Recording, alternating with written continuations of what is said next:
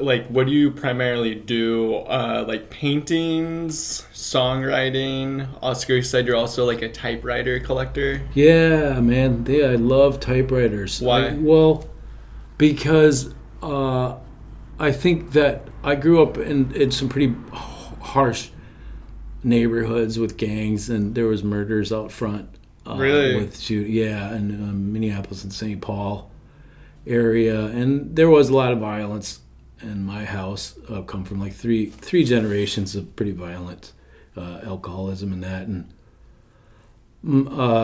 I think that typewriting was something I learned when I was in junior high and seventh grade, and I remember some sort of a feeling of freedom or escape from my circumstances that I'd been dealt with. Yeah. And I guess that's why I like it. I mean, some kids nowadays, the younger, don't even know what the typewriter is. They see it like, what is that? So it's kind of cool. I don't want to think of myself as old because I don't feel old at all. But I guess that was the love for the typewriter. I was the love for computer, but Do you collect them and sell them for I, profit? I haven't sold any. Ever?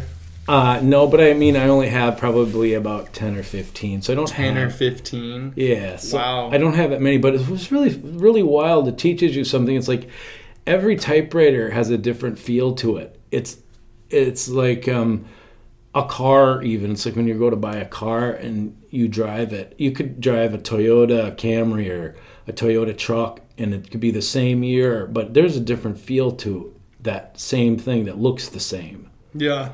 And so it's the same thing with the typing. Some typewriters are smooth and flow. Some are clunky and clacky. They're all clunky and clacky, but some are more than others and have a hard time with the mechanical mechanisms and moving, of them. But I like each one for different things. It's kind of like people. Some we kind of look the same. We have mouths, nose, eyes, but we're really all different. True. True. And have different things to offer. But